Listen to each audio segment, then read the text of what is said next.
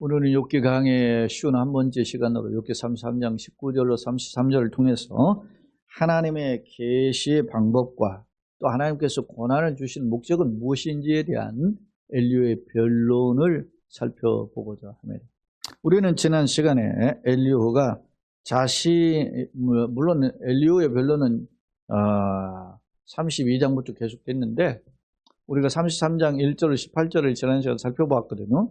근데 그 1절로 18절의 내용을 우리가 살펴보면 그런 내용이 있어요. 1절로 7절 그리고 8절로 길게는 18절까지 이렇게 구분할 수 있는데 1절로 7절은 자기 변론에 대한 내가 어떤 자세로 변론에 임하겠는가 그걸 설명해요. 다시 말하면 전능자의 기운에 힘입어서 내가 말하겠다 그런 말입니다. 그러니까 자기의 어떤 지식이나 어떤 그 경력 이런 것을 가지고 자기가 변론하지 않겠다는 거죠. 자기에게 전능자 기원에서 하나님의 성령을 가리키죠. 성령에 힘입어서 내가 말하겠다 하는 자세를 가리키고 있고 동시에 그러면 그가 말하고자 하는 내용들을 이렇게 들여다보면 하나님의 차원이 때로는 우리가 이해할 수 없는 부분이 있음을 거론해요. 오늘은 그 내용의 연장선에 있음을 알 수 있어요. 우리가 편의상 18절까지 보았고 19절로 이제 또 다시 살피는데 우리가 쭉 살펴봐야 되는데 편의상 이렇게 나눈 겁니다. 자, 서론을 함께 같이 한번 읽어봅시다. 앞서 엘리후는 자신이 하나님의 영, 전능자의 기운이죠. 하나님의 영에 붙들려 변론할 것임을 설명한 바 있다. 특히 욥이 자신의 무죄도 하나님이 자기를 원수처럼 여기신다고 한탄했죠. 그런 어떤 욥의 탄식, 불평이죠.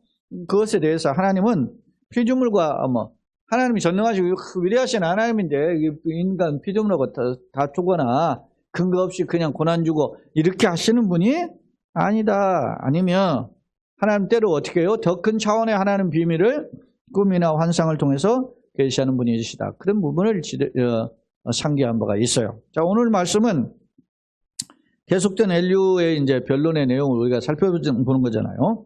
엘리후 변론으로 하나님은 고난을 통해 당신의 섭리를 교훈하시기에, 그러니까 고난 속에 감춰진 하나님의 뜻이 무엇인가? 그런 게 있죠. 우리가 살다 보면 힘들고 왜 그런죠. 어려움 당하면 왜 내가 이렇게 남보다 그렇게 못 사는 거 아닌데 내가 이렇게 고난을 당하는지, 내가 이렇게 이런 병에 있고 시달리는지 이런 그 회의가 들 때가 있죠. 그때 그에 대해서 이제 엘리후가 변론하는 겁니다. 당신의 하나님의 섭리죠. 하나님의 섭리를 교훈하시기에 욥에게 그런 하나님의 섭리를 깨달으려면 내가 하는 말을 경청히 들어달라 그렇게 요청하고 있음을 알 수 있어요. 촉구하는 거죠, 사실은. 그 내용을 우리 한번 들여다봅시다. 자, 19절로 혹은 사람이 병상의 고통과 뼈가 늘 쑤심의 징계를 받나니 병상의 고통과 뼈가 쑤실 정도의 징계를 받는데 고난을 당할 때 있다는 거죠. 육체적 고난을 가리키는 거잖아요. 그런데 그의 생명은 음식을 싫어하고 그의 마음은 별미를 싫어하며 여러분이 이렇게 사람이 가진 고난을 하면 또 투병하고 또 항암제 이런 걸 하게 되면 말이죠. 어떻게 됩니까? 그 음식을 더 잘 먹어야 되는 이게 좀 소위 아이러니인데 모순인데 어떤 거냐면 사실은 제가 가지고 있는 저기도 의사와 약에 살해당하는 뭐 그런 책도 있고 암 환자들은 암 때문에 죽는 게 아니고 일종의 항암제 하다가 굶어 죽는 경우가 많다는 거죠. 그러니까 잘 먹어야 돼. 근데 왜 못 먹냐? 이게 항암제가 일종의 이제 뭐 요즘 표적 치료를 해서 그렇게 이제 표적 치료제가 따로 또 나오기도 하지만 이 항암제가 이 암세포가 세포 분열을 빨리 한다. 일반 세포보다요. 분열을 빨리 한다는 거죠. 그러니까 막 격없어 커지는 거죠. 그러니까 항암제를 만들 때 그런 세포 분열을 빨리 하는 세포가 암세포다라는 걸 인식하고 그걸 가서 공격하게 이렇게 항암제가 만들어졌다 그래요. 근데 우리 몸에 이게 암세포가 이렇게 세포 분열을 빨리 하지만 우리 세포 분열을 빨리 해서 세포를 팍 회복시키는 그런 작업을 하는 세포들이 세 가지라고 그래요. 그게 첫째, 모낭세포가 그랬다는 거구나. 모낭세포가 머리가 막 자라잖아요. 그러니까 항암제가 이게 이제 모낭세포가 암세포인 줄 알고 거기를 공격해 머리가 빠지고, 그 다음에 이제 위점막을 보호하는 위점막 세포를 공격해서 위를 훑어버리니까 그냥 식욕이 떨어져 버리는 거죠. 못 먹게 되는 거죠. 구토가 나오고. 그 다음에 가장 중요한 또 골수세포. 골수세포는 피를 만들어내는, 골수에서 피를 만들어야잖아요. 그러니까 골수세포를 막 공격해가지고 하니까 사람이 어떻게 해요? 몸에 피를 제대로 만들어내지 못하니까 어떻게 됩니까? 현기증 나고 비실비실하고. 그래. 그러니까 그런 상황이니까 어떻게 잘 먹어야 되는데 잘 먹지를 못하는 거지, 이게. 그게 무슨 충돌이 되는. 그래서 항암제를 할 때는 막 억지로라도 먹어야 되는, 억지로 그게 말이 그렇지 쉽냐고. 그게. 네? 여러분 생각해 보세요. 내가 암 환자 아닌 사람은 반찬 없이 맨밥만 하루만 먹어봐. 한 새끼를. 밥이 넘어가냐고. 안 넘어가요. 뭐 간장이라도 찍어야 넘어가지. 얼마나 힘들겠어요. 그러니까 하나님. 그래서 제가 예전에 보면 요즘 그렇게 캔이나 요즘은 팩으로 된 그렇게 하루 액기스 해서 건강식 할 수 있는 캔으로 하루에 한 캔, 두 캔을 먹게끔 그렇게 해서 해요.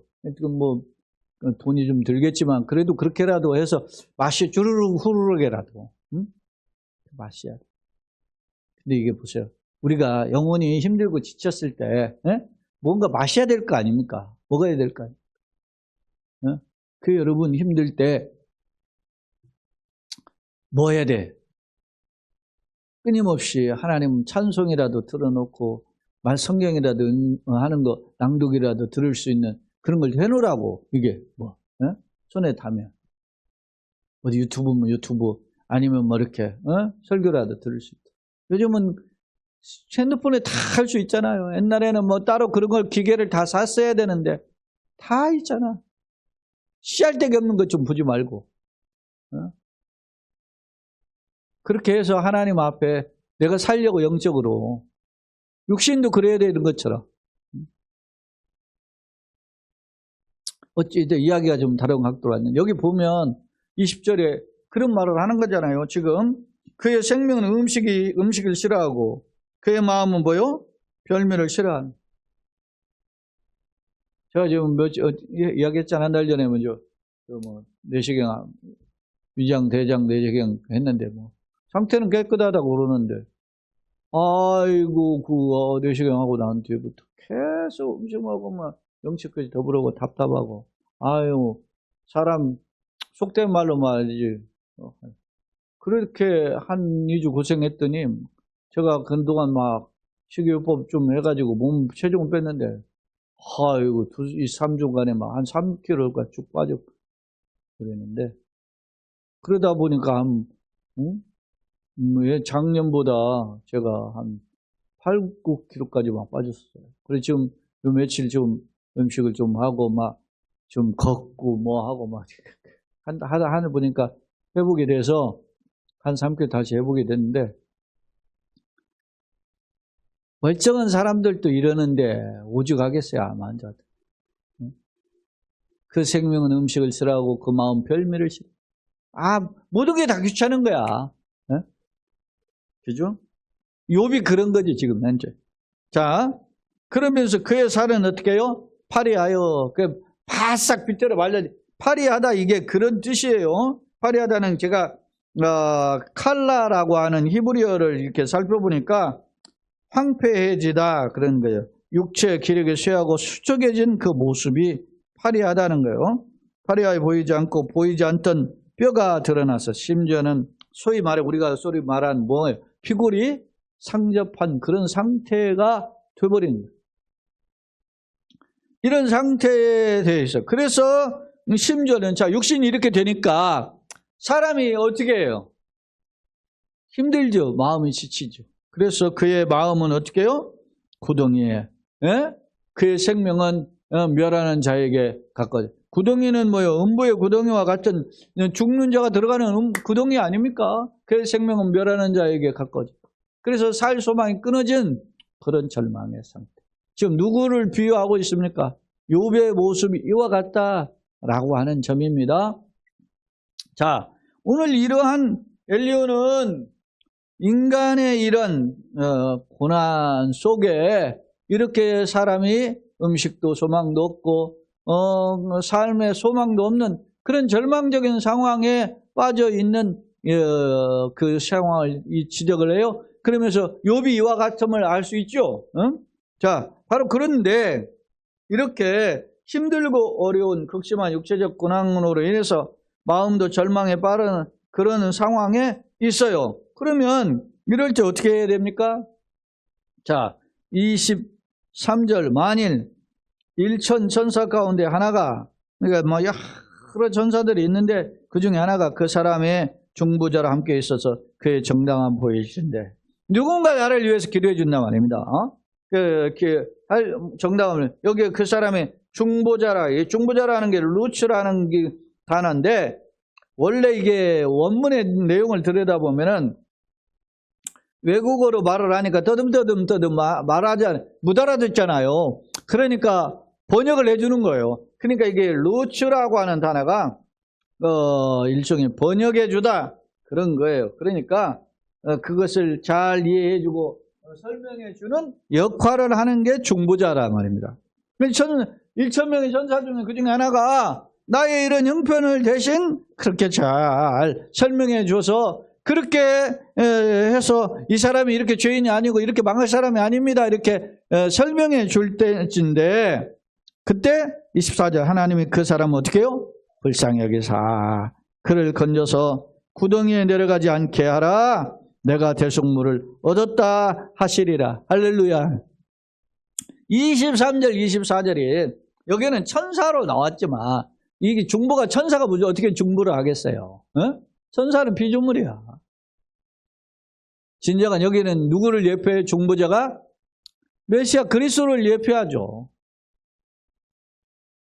예수님이 마가복음 10장 45절이 주제 구절 아닙니까? 도적이 오면 주적죄를 죽이고 멸망시키죠. 인자가 하는 양으로 하고 생명을 얻게 풍성하게 하다. 이건 요한복음 10장에 나오는 말씀이고 마가복음 10장에 나오는 말씀은 뭡니까? 모든 사람을 자신을 섬기려 하고 대속물로 주려고 오셨다는 인자가 온 것은 대속물로 자신을 주기 위해서 오셨다. 사랑하는 여러분, 예수님이 나의 힘이 되어야 돼. 우리가 그래서 힘들고 어렵고 지칠 때 우리가 주님을 의지해야 돼. 우리가 찬양도 있잖아요. 당신이 잊어서 할 때 누군가 널 위해 기도한다 말입니다. 우리가 힘들고 어려울 때처럼 외로운 게 없어요. 육체의 질병이 있고. 그러니까 누군가 막 그렇게 하면 나하고는 거리가 있으니까 듣기 싫잖아. 빨리 끊고 싶고 뭐 전화를 꼭 누구하고 통화한다든지 대하고 대화를 하더라도 그냥 같이 해서 리액션을 해서 같이 맞춰주는 게 쉽지 않죠. 왜? 거기에 깊은 마음을 담지 못하니까. 그런데 이런 절망의 사람 중에 있는 이 상황에서 일천 천사 중에 하나가 천사로 비유했지만 사실은 하나님의 아들 독생자죠. 독생자야. 하나님의 세상을 이처럼 사는 독생자를 주셨어. 이는 저를 믿는 자만 멸망치 않고 영생을 얻기. 왜 독생자를 주셨느냐? 이 세상 멸망치 않고 영생을 얻기 위해서. 대속물. 그래서 그가 이렇게 중재를 하니까 하나님 뭐라고 하셔요? 야, 내가 그를 불쌍히 해서 그를 건 구덩이에서 내려가지 않게 하라. 내가 대속물을 얻었다 하시리라. 그런즉 그렇게 이제 중보자를 통해서 그가 살아나니까 아까 뭔가 피골의 상제 파래해지고 그래가지고 음식 먹기도 싫고 막 이렇게 절망적인 사람이 어떻게 바뀌는지 보세요. 자, 25절에 그런즉 그의 살의 청년보다 부드러워지며 젊음을 어떻게 회복하리라. 소위 말하면 회춘하는 것, 살아나는 겁니다. 자, 26절 그는 하나님께 기도함으로 하나님의 은혜를 베푸사 그로 말미암아 기뻐 외치며 하나님의 얼굴을 보게 하시고 사람에게 그 공의를 어떻게 해요? 회복시키는 시다. 하나님께 기도함으로. 하나님께 기도했다는 것은 하나님 바라본다는 거죠. 우리가 힘들고 어려울 때 주님 도와주세요. 불쌍해 주세요. 그것이 그래서 제가 늘 사용하는 말 중에 늘 사용하니까 그네 빠진 것처럼 해가지고 너무 중요하니까 늘 사용하는 거예요. 하나님 우리를 불쌍히 여겨주옵소서. 하나님의 은혜가 아니고는 살아갈 수 없어요. 그렇죠? 지금까지 그런 거 다 주님 은혜예요. 걸어갈 길도 주의 은혜예요. 주님 우리의 자신과 우리의 가정과 우리 걸어가는 또 우리 속한 우리 자녀 손들의 주의 손에 붙들리게 하여 주옵소서. 할렐루야. 그래, 하나님이 이렇게 회복시켜 주셔요. 자, 그 다음에 27절 그가 사람 앞에 노래하여 이르기를 내가 범죄하여 옳은 것을 그르쳤더니 내게 무역하였구나. 이게 자기 의를 내세우는 것이 아니라 하나님 앞에서 회개의 자세가 필요함을 보여줘요. 내가 뭐라 그랬어요? 여기 보시면 27절 그가 사람 앞에 노래하여 이르기를 내가 뭐 했어? 범죄하여 옳은 것을 그르쳤으나 내게 무역하였구나. 아유, 욥은 지금 어떻게 했습니까? 자기는 하나님 앞에 잘못 없습니다. 뭐 이렇게 해서 그게 욥의 심정이 맞지. 그러나 우리가 하나님 앞에 그럼에도 불구하고 하나님, 나는 하나님 앞에서 감히 고개를 들 수 없는 연약한 죄, 무익한 죄입니다. 주님, 예수님께서 비유적으로 말씀하시죠. 밭에 나가서 일꾼이 말해 밖에 나가서 일을 알시비 하고 왔어요. 근데 주인이 와서 저녁에 집에 돌아와서 주인이 야, 나 배고프다. 애썼다고 말도 안 해. 그러니까 밖에 나가가지고 일하고 돌아왔는데 주인이 밥상 차려달라고 하니까 밥상을 차렸어요. 그래도 해야 되는 것이 종의 자세. 왜? 일꾼은 무익한 종은 할 일을 했을 뿐입니다. 자, 때때로 그런 데 있어요. 저도 그래요. 나 왜 이렇게 힘들고 어려운 길 왜 제가 계속 걸어갑니까? 저만 겁니까? 뭐 이런 생각이 들 때가 있지 왜 없어요? 근데 우리끼리 이야기지. 아유, 저는 목사 좀 더 고생했어. 이런 거지. 하나님 앞에서는 알 수가 없는. 독생자를 내주시기까지 사랑하신 하나님. 그 하나님 앞에 우리가 가면 무슨 말을 할 수 있겠어요? 여기 보면 내게 무익하였구나. 하나님의 은혜를 깨닫고 하나님의 그 넓고 깊고 오묘한 세계를 보면 이렇게 된다. 엘리후가 이렇게 지금 말을 하는 거예요. 다음 또 보겠습니다. 하나님이 내 영혼을 건지사 구덩이에 내려가지 않게 하셨으니 내 생명의 빛을 보겠구나 하리라. 그러니까 23절로 28절에 이르는 말씀은 두 가지 각도죠. 하나님은 어떻게 해요? 내가 절망 중에서 어떻게 중보자를 통해서 나를 건져주시고 그래서 그것을 깨달은 자가 하나님께 감사하고 기도하고 내가 그동안 한 거 무익한 것뿐입니다. 내가 뭐 한 거 하나님 보시기에 남들 뭐 사람 앞에는 도토리 기적이 잘한 것 같지만 하나님 못 보면 아무것도 아닙니다 하면서 할 때에 이런 고백이 된다는 거죠. 그러면서 엘리후가 또 이야기해 실로 하나님이 사람에게 이 모든 일을 제3해가지고 제3은 두 번, 세 번 그것이 제3이잖아요. 행하심은 그들의 영혼을 구덩이에서 이끌어 생명의 빛을 그들에게 비추려 하심이라. 엘리후가 하는 말 중에 네가 이렇게 고난의 역광 속에서 있지만 하나님이 이렇게 해서 다 회복시키고 계시려고 하는 그런 비밀한 계획이 있다. 그런 것을 여백에 소위 말하면 어드바이스, 충고하는 거죠. 조언하는 거 아니겠습니까? 엘리후는 어떤 면에서 보면 앞편 세 친구들하고는 달라요, 차원이. 권면하는 차원. 앞선 세 친구는 욥의 고난만 보고 네가 잘못했으니까 이렇게 된 거 아니야? 하고 뭐 욥을 막 그냥 뭐 도매금으로 매도해서 몰아붙였는데, 엘리후는 이러한 고난 이면에 하나님이 또 계획하는 섭리가 있지 않겠냐? 그걸 돌아보자 라고 하는 거죠. 그것을 우리가 몰라서, 알아도 힘든데, 여러분, 성경을 가르치고 공부하고 연구하는 목회자나 또 이렇게 하는 사람도 힘든데, 내가 하나님 알지만 하나님 보이지 않고 답답할 때가 많죠. 응? 그래서 힘든 거예요.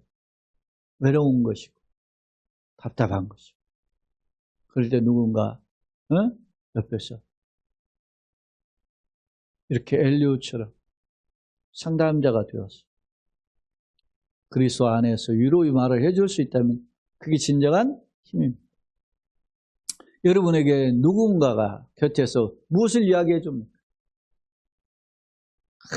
그냥 우리 신앙생활 하는 사람, 교회 다니고 와서 봉사하고 다 그런 이야기만 해. 다 교회 봉사하고 열심히 다 했다. 근데 그걸 딱 목회자의 눈으로 이렇게 딱 보면 참 아쉬워요.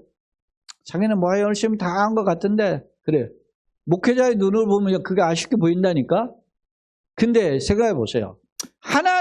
목회자의 눈으로 봐도 아쉬운데, 하나님의 눈으로 볼 때 어떻게 했어요?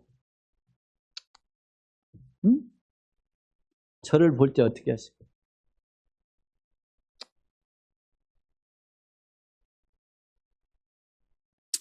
그런 생각이 들어요. 오늘 새벽에도 제가 그런 얘기 했죠. 탈북자 중에 사선을 넘어서 걸어 나왔는데 우리 대한민국에 와서 정착을 제대로 못하다 보니까 어디에 뭐 지금 티켓다방 같은 데서 그렇게 젊은 20대 탈북 처녀가 그렇게 거기서 있다. 참 안타깝잖아요. 여기 와 보니까 돈이 제일이네. 돈 벌려고. 딴 데 가서 뭐 200만, 300만 벌기도 어렵고, 그런 자리도 없는데, 거기 가면 500만, 700만 번다더라고. 그러니까 거기 쉽게 빠진다. 진정한 가치가 뭔지를 모르는 거지. 돈이 제일인 시대에 돈만 보이는 거지. 보이지 않는 그런 비밀한 놀라운 하나님의 세계를 우리는 보고 걸어가죠. 그러다 보니까 힘든 거죠. 응? 하나님이 눈에 보이는 것만 진정한 축복이라고 성경에서 말씀하지 않잖아요. 근데 교회가 여러분 생각해, 그래서 분별을 하셔야 돼. 교회가 눈에 보이는 거 잘 먹고 잘 살고 형통한 자네가 좋은 대학 가고 뭐 하고 뭐 직장하고 뭐 그것만 축복이고 간증이고 막 그런 식으로 교회가 몰고 가면 그거 진짜 목사 아니야. 한국 교회가 그런 식으로 다 간증하고 이제까지 자라왔어요.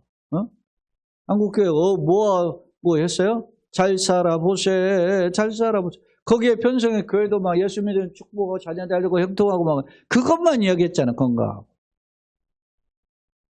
근데 욥과 같은, 제가 사실은 욥기를 살피면서 굉장히 주저했어요. 내가 욥기를 과연 할 수 있을까? 그런 고민을 했단 말입니다. 욥기 강해를 시작할 때. 벌써 이제 33장에 있으니까 이제 10장도 남지 않았죠. 42장까지 욥기가 있으니까. 이제 33장 하니까 이제 욥기 끝나면 뭘 해야 되나? 시편을 150편까지 있는데, 시편 하기보다 잠언을 해야 되나? 아니면 창세기를 다시 한번 해볼까? 뭐 이렇게 고민하고 있어요. 사실 제가 성경 강의 창세기부터 요한계시록까지 다 새벽 강단이나 이런 걸 통해서는 다 했어요. 다 했고, 신약 성경 같은 경우는 이렇게 유인물 강의로, 2번씩이나 했고, 새벽 강단에는 새벽 강단은 벌써 2번이나 했고, 그러니까 신약 성경은 제가 강해 설교로만 한 4번째 하는 것 같아요. 구약 성경도 이미 한 번 다 했고, 2번째 하는 경우도 있고. 그런데도 성경에 제가 지식이 짧다, 그런 생각이에요. 여러분 어땠습니까? 자, 계속 성경을 봅시다. 30절 다시 한번 보면, 실로 29절 30절, 실로 하나님은 사람에게 이 모든 일을 제사 행하시면 그들의 영혼을 구덩이에서 이끌어 생명의 빛을 그들에게 비추려 하심이라. 욥이여 내 말을 귀담아 들으라. 잠잠하라 내가 말하리라. 만일 한 말이 있거든 대답하라. 내가 기쁜 마음으로 그대를 의롭다 하리니 그대는 말하라. 만일 없으면 내 말을 들으라. 네가 하고 싶은 말이 있으면 다 해서 나오고, 소위 말하면 논쟁을 해서 너의 의로움을 나타내라. 내가 너를 반박하리라. 뭐 이런 말이에요. 그러니까 이게 굉장히 엘리후가 욥과 셋째보다 나이가 젊은 사람이잖아요. 그런데도 굉장히 당대해요. 당당하고. 논리가 굉장히 그 세 친구하고는 또 달라요. 하나님 감추어진 비밀에 대한 이야기들을 하는 거예요. 그러면서 네가 할 말이 있으면 나에게도 말해라. 나도 그대에게 말하리라. 그러면서 만일 없으면 내 말을 들으라. 잠잠하라. 내가 지혜로 그대를 가르치리라. 그러니까 엘리후의 그 이 변론 이면에는 우리가 눈에 보이는 것만 가지고 계산하지 말고 보이지 않는 하나님의 그 비밀한 계획이 무엇인지를 깨달아 앉는 지혜가 필요하다 하는 점을 강하게 어필하고 있어요. 자, 2번째 화면의 내용을 한번 정리해 보겠습니다. 오늘 단락은 크게 2단락으로 나눴습니다. 19절로 28절, 29절로 33절입니다. 자, 엘리후는 하나님 인간을 교훈하기 위해 사용하시는 또 다른 방법을 제시해요. 그러니까 비밀한 섭리죠. 자, 19절 욥의 고난을 죄의 결과로 정죄하기보다 하나님의 또 다른 방편이, 이게 하나님의 뜻이 숨겨져 있다, 감춰진 뜻이 있다, 뭐 이렇게 설명하는 거죠. 앞서 욥의 고난을 세 친구는 인과응보 사상에서 죄에 따른 결과를 이렇게 해석했지만 오늘 이 엘리후는 또 다른 하나님의 섭리가 있지 않나 이렇게 보고 있어요. 자, 싫어하며 그런 그 지아마투는 억누르다, 이제 델리치 주석에 그렇게 번역이 됐어요.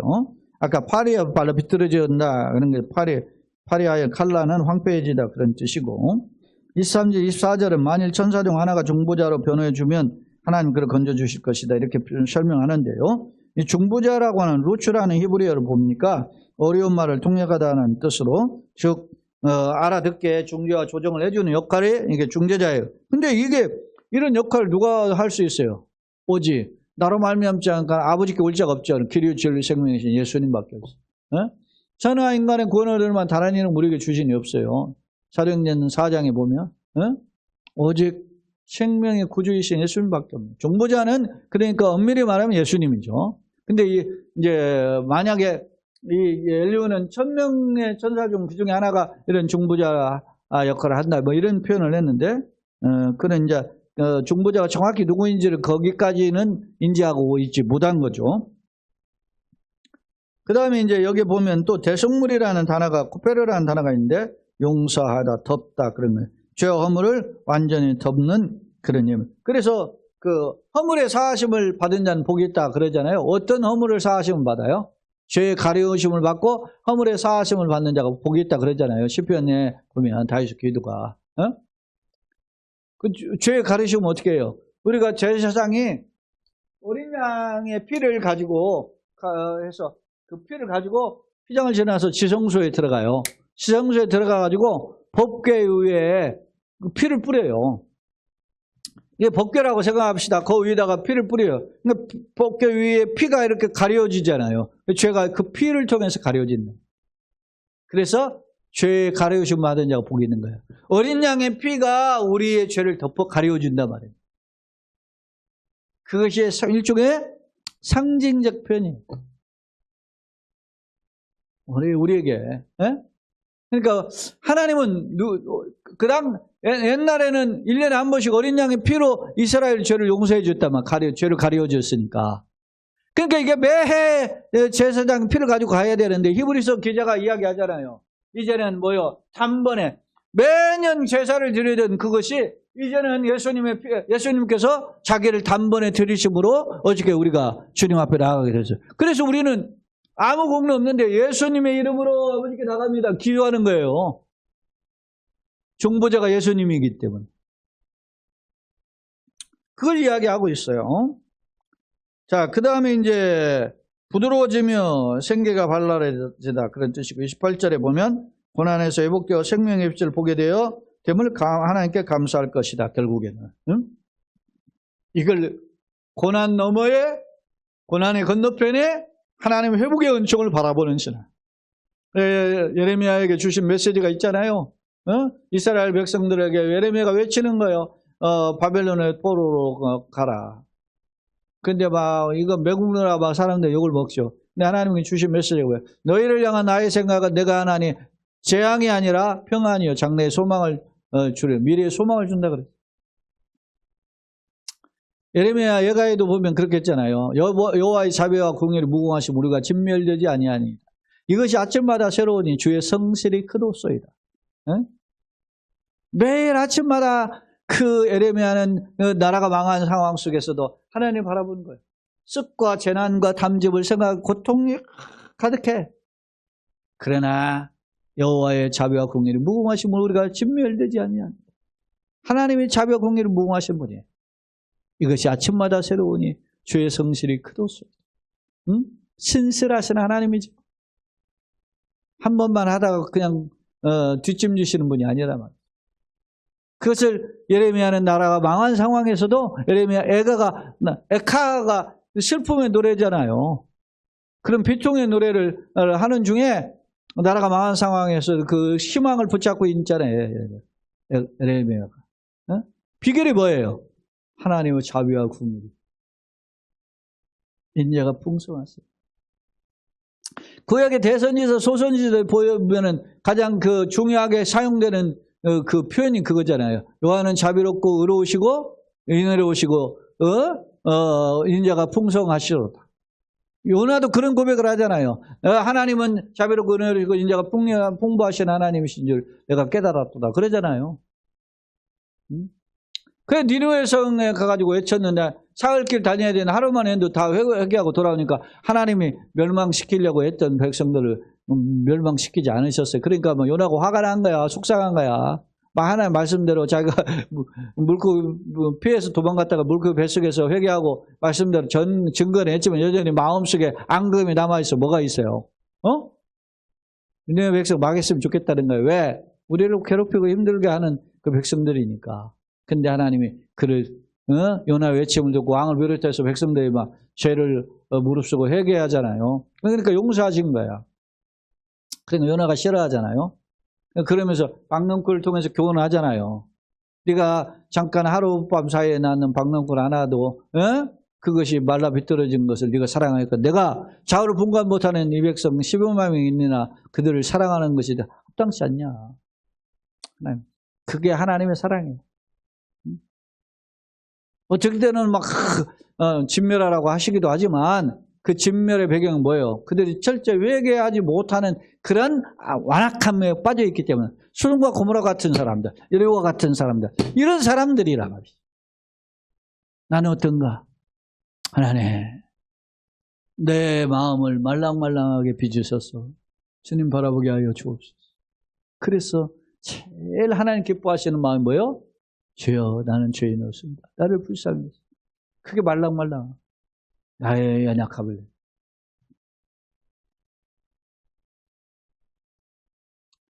29절 34절 엘리야는 하나님께서 이 모든 일을 행하시면 생명의 빛을 주시려는 것이기에 겸손히 받아들이라. 이렇게 촉구하고 있어요. 제3 행하신 두 번, 세 번 반복한다는 거죠. 31절 욥이 침묵하여 자신의 말에 경청할 것을. 네가 이제까지 막 말을 했지만 자기 없다고 막 불평하고 막 답답하다고 한탄했지만 그러지 말고 겸손히 하나님의 말씀을 경청해라. 충고하는 거죠. 이게 내게 진실한 충고인 것 같아요. 엘리야의 충고는.